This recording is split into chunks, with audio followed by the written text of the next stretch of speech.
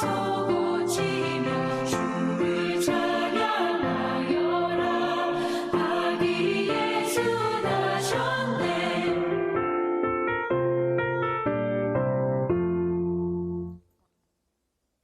오늘 저에게 주신 성경 말씀은 누가복음 21장 29절부터 38절까지 말씀입니다. 누가복음 21장 29절부터 38절까지 말씀을 함께 봉독하시도록 하겠습니다. 이에 비유로 이르시되 무화과 나무와 모든 나무를 보라. 싹이 나면 너희가 보고 여름이 가까운 줄을 자연히 아나니 이와 같이 너희가 이런 일이 일어나는 것을 보거든 하나님의 나라가 가까이 온 줄을 알라.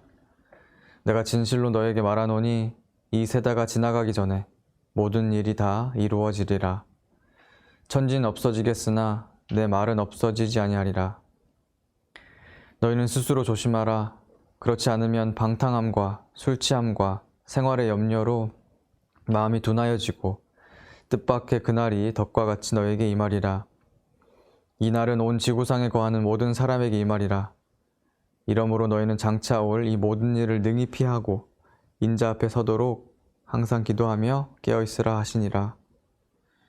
예수께서 낮에는 성전에서 가르치시고 밤에는 나가 감람원이라 하는 산에서 쉬시니 모든 백성이 그 말씀을 들으려고 이른 아침에 성전에 나아가더라. 아멘. 네, 계속해서 대강절을 맞이하여 관련된 말씀을 살펴보고 있습니다. 오늘 저희가 함께 읽은 본문은 누가복음 21장의 마지막 본문입니다. 예수님께서는 오늘 본문 전 누가복음 21장의 내용을 통해서 미래에 관해서 말씀하고 계셨습니다. 특별히 미래에 올 종말에 대해서 말씀하고 계시던 중이셨습니다. 물론 시작은 가까운 미래에 올 종말이었습니다. 70년경에 일어날 성전과 또 예루살렘의 멸망을 염두에 두고 말씀하셨던 것이죠. 하지만 그것뿐만은 아니었습니다. 예수님께서는 또한 먼 미래에 올 종말 또한 말씀하고 계셨던 것입니다. 먼 미래에 예수님께서 재림하시는, 다시 돌아오시는 날에 세상에 임할 완전한 종말 또한 언급하고 계셨다는 것입니다. 예수님께서는 그때에 먼저 징조들을 보게 될 것이라고 저에게 가르쳐 주십니다. 본문 전 25절부터 예수님께서는 그때에 민족들이 바다와 파도의 성난 소리로 인하여 혼란함을 맞이하고 또 사람들은 일어나는 일들 때문에 무서워서 기절할 것이라고 예언하십니다. 그리고 그제서야 27절 사람들이 인자가 구름을 타고 능력과 큰 영광으로 오는 것을 보리라 말씀하여 주십니다. 그런 징조들이 모두 일어난 후 예수님께서 재림하실 것이라는, 다시 돌아오실 것이라는 예언이셨습니다. 그렇게 오늘 본문이 무화과 나무에 관한 비유로 시작되고 있는 것입니다. 저희가 무화과 나무 그 싹을 보고 여름이 가까운 것을 알게 되는 것처럼 또한 저희는 이 징조들을 보고 예수님의 재림이 가까운 것을 알 수 있다는 말씀이셨습니다. 종말이 임했다는 것을 알 수 있다는 것이죠. 무화과 나무와 모든 나무를 보라. 싹이 나면 너희가 보고 여름이 가까운 줄을 자연히 아나니 이와 같이 너희가 이런 일이 일어나는 것을 보거든 하나님의 나라가 가까이 온 줄을 알라. 그런데 한 가지 흥미로운 점은 오늘 누가가 종말을 하나님의 나라가 가까이 온 것으로 표현하고 있다는 것인데요. 그 이유는 종말의 때에 하나님의 나라가 완성될 것이기 때문입니다. 오늘 누가가 하나님의 나라가 가까이 왔다 라는 의미로 사용하는 단어는 헬라어로 엥기스라는 단어인데요. 이것은 완성을 의미하는 단어입니다. 예수님의 초림으로 시작되었던 하나님의 나라가 이제 예수님의 재림으로 인해서 완성된다는 의미를 가지고 있다는 것입니다. 예수님의 초림을 통해서 굳게 닫혀 있었던 하나님의 나라는 드디어 열리게 되었습니다. 그리고 초림과 재림 사이에 그 하나님의 나라는 하나님의 백성들로 차곡차곡 채워지게 됩니다.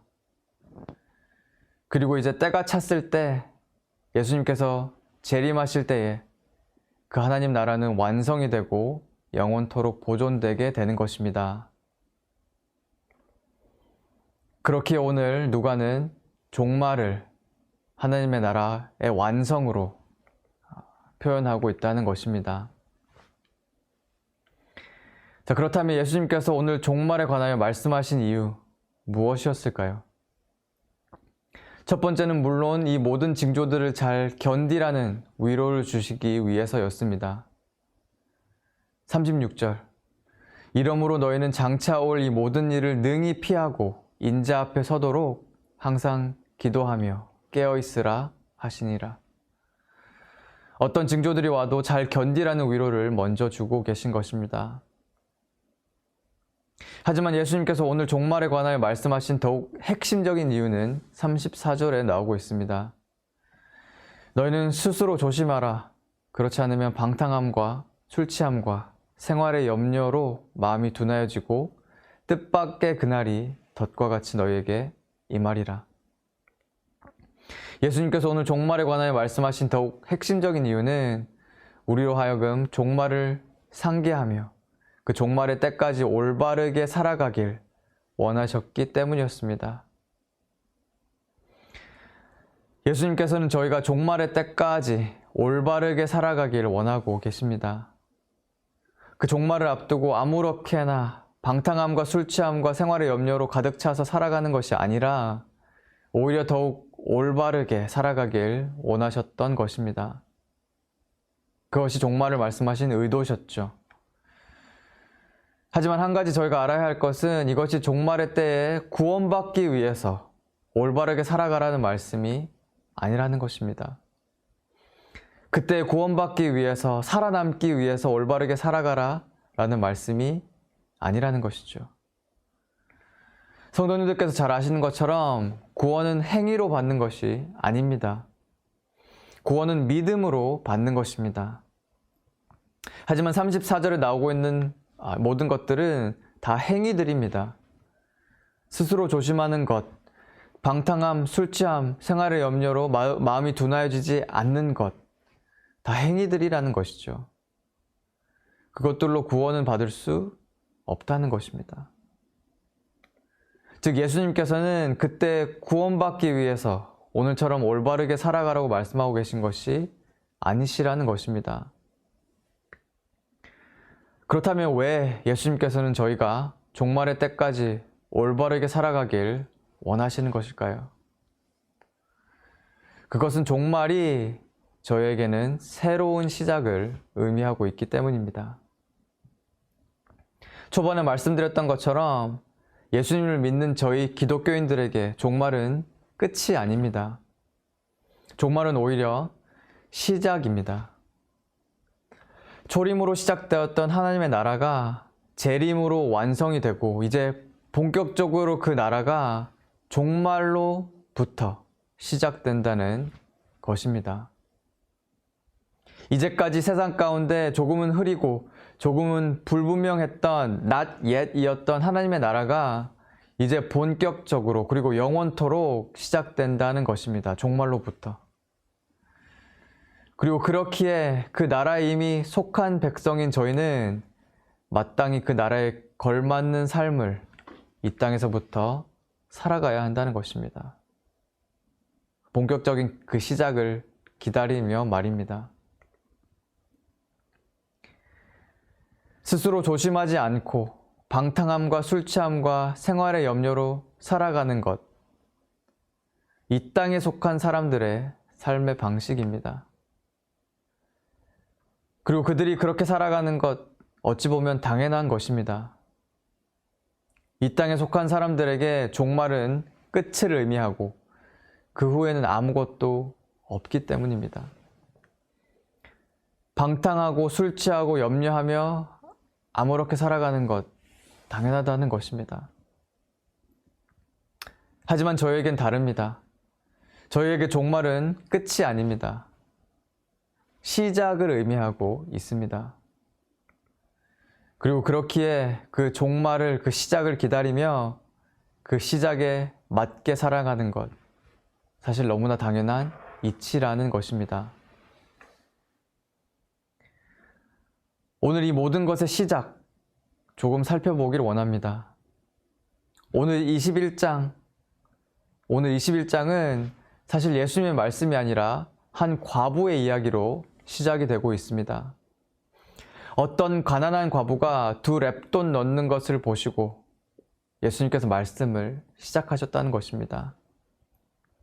한 가난한 과부가 자신이 가진 생활비 전부를 헌금하는 그 이야기로 모든 것이 시작된다는 것입니다. 그리고 바로 그 다음 5절은 어떤 사람들이 성전을 가리켜 그 아름다운 돌과 헌물로 꾸민 것을 말하며 예수님께서 종말에 대해서 말씀하시기 시작했다, 이렇게 쓰고 있습니다. 즉 모두 종합해보면 이렇습니다. 예수님 한편에는 곧 무너질, 곧 없어질 성전을 아름다운 돌과 헌물로 꾸민 사람들이 있었습니다. 그리고 다른 한편에는 자신이 가진 생활비 전부를 하나님께 모두 헌금한 과부가 있었습니다. 즉 지금 삶을 위해서 모든 것을 투자하는 한 사람들이 있었고, 또 다음 삶을 위해서 모든 것을 투자하는 한 사람이 있었다는 것입니다. 그리고 예수님께서는 저희가 후자처럼, 다음 삶을 위해서 투자하는 사람처럼 살아야 한다고 말씀해주고 계신 것입니다. 오늘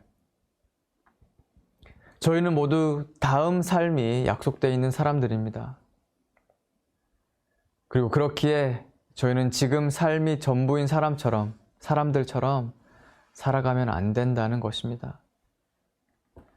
저희는 다음 삶이 있는 사람들처럼 다음 삶의 모든 것을 투자하며 오늘부터 그 삶에 걸맞는 모습으로 살아가야 할 것입니다. 예전에 저는 한 강아지에 대한 영상을 본 적이 있는데요. 정확히 기억이 나진 않지만 이 강아지는 어느 왕족의 애완견으로 입양되어서 살아가기로 예정이 되어 있는 강아지였습니다. 그런데 정말 신기했던 것이 그것을 인식하고 그것을 위해서 훈련을 시작한 그때부터 이 강아지가 이미 다른 강아지들과는 다르게 행동하면서 살아갔다는 것입니다. 다른 강아지들이 먹고 또 놀면서 너부러져 있을 때에도 유독 이 강아지만 언제나 격식과 예의를 차리고 또 자기 절제하며 아주 질서 있게 행동하며 살아갔다는 것입니다. 아직 그 왕족에 가진 않았지만, 아직 그 삶이 시작되진 않았지만 그것을 알고 있었기에, 인식했기 때문에 그때부터 그렇게 행동했다는 것입니다. 그것이 너무 인상 깊어서 전 아직까지 그 장면들을 기억하고 있습니다. 많은 강아지들이 동일하게 입양이 결정되는 순간부터 다르게 행동한다는 것, 이미 성도님들도 잘 알고 계시는 사실일 것입니다. 강아지를 예로 들어서 정말 죄송하지만 저희 삶도 사실 마찬가지라는 것입니다. 저희는 모두 영원한 왕국의 삶이 예견된 사람들입니다. 그리고 그렇기에 비록 아직이지만 저희는 지금부터 그 영원한 왕국에 걸맞는 삶을 차근차근 살아가야 한다는 것입니다. 사랑하는 성도 여러분, 세상 사람들에게 종말은 끝을 의미하고 있습니다. 그리고 그렇기에 안타깝게도 그들은 오늘도 방탕하고 술 취하고 염려하며 살아가고 있습니다. 하지만 저희에게 종말은 시작을 의미하고 있습니다. 영원한 왕국 삶의 본격적인 시작을 의미하고 있습니다. 그리고 그렇기에 저희는 그 삶을 기대하며 오늘부터 그 삶을 살아갈 수 있다는 것입니다. 영원한 왕국에 걸맞는 아름다운 삶을 오늘부터 살아내시는 우리 귀한 성도님들과 제가 되길 예수님의 이름으로 간절히 기도합니다. 함께 기도하시겠습니다. 하나님, 오늘 말씀을 통해서 저에게 말씀해 주셔서 감사합니다. 오늘 말씀을 통해서 종말은 반드시 온다는 것 다시 한번 상기했습니다. 하지만 예수님을 믿는 저희에게 그 종말은 두려운 끝이 아니라 기다려지는 시작일 것입니다. 그제서야 비로소 아직이었던 저희의 왕국 생활이 본격적으로 완성되고 시작되기 때문입니다. 그때를 기다리고 또 기대하고 또 고대하며 오늘부터 그 왕국에 부끄럽지 않은 올바른 삶을 살아가는 저희가 될 수 있도록 주님 축복하고 인도하여 주시옵소서. 감사드리며 예수님의 이름으로 기도했습니다. 아멘. 이 시간에 몇 가지 기도 제목 놓고 함께 기도하는 시간 가지도록 하겠습니다. 첫 번째, 브라질에서 사역하시는 김영균, 윤정 선교사님을 위해서 기도하실 때 한국에서의 모든 일정을 잘 마친 후 건강하게 선교지로 돌아가게 하시고, 특별히 두 번에 걸친 코로나 감염으로 인해 체력적으로 많이 어렵고 힘든 가운데서도 계속 사역하고 계시는 김윤정 선교사님에게 힘을 더하여 주시도록 기도해 주시길 바랍니다. 두 번째, 큰빛교회 모든 가정들이 복음 안에서 하나 될 수 있도록 하나님께서 인도하시고 보호하여 주셔서 하나님께서 보시기에 아름답고 건강한 가정으로 모두 세워줄 수 있도록 기도해 주시길 바랍니다. 마지막으로 우리 안에 아직 남아있는 죄와 죄성을 하나님께 자백하고 회개할 때 우리 가운데 진정한 치유와 회복이 일어날 수 있도록 함께 기도해 주시길 바랍니다. 이 시간 함께 기도하시겠습니다.